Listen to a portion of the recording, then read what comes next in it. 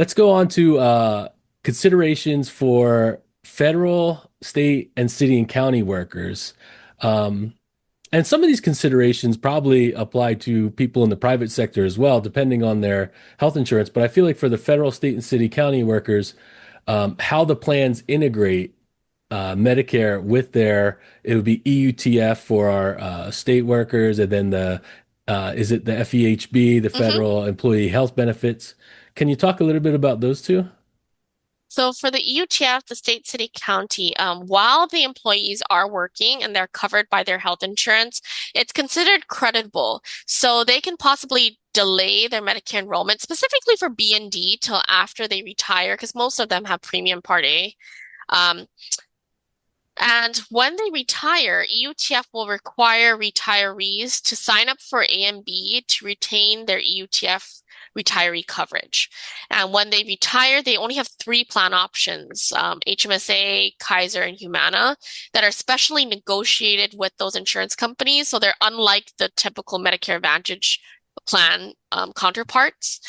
So there's specific rules on which plans are available, but they also get Part B reimbursement. And depending on when they enter the state or county, their spouses can also have retiree insurance as well. Gotcha. Okay, and then the federal. For the federal, so similarly, when they're working, they're covered. They can delay Medicare enrollment, but unlike the state, city, county, when they retire, they have the option to either sign up for Medicare or just have their federal retiree, or they can have both. That's not a contingency to continue to receive retiree insurance. So Mhm. the federal people will really consider cost. Is it worth paying the premium for Part B? Um, for more coverage, but if they decide not to have Medicare, later on they change their mind, the penalties will come into play. Can you tell me in your experience, and I don't want to say this as if people should follow this as a rule, but what is the most common approach that you see from federal employees as far as do most of them sign up for B and or is it hard to say? It's almost split from the people I talk to. Some just sign up just as protection and they want Mhm. the extra coverage. But keep in mind, a lot of the federal people also have IRMAs, income related monthly adjustment amounts, because they have higher incomes. So that's even more cost. But if people can swing it, they want to pay the extra just for the peace of mind. They do. But I've seen a good amount of people who are okay with the federal plans. They don't foresee it changing so much. And so they just want to stick with that.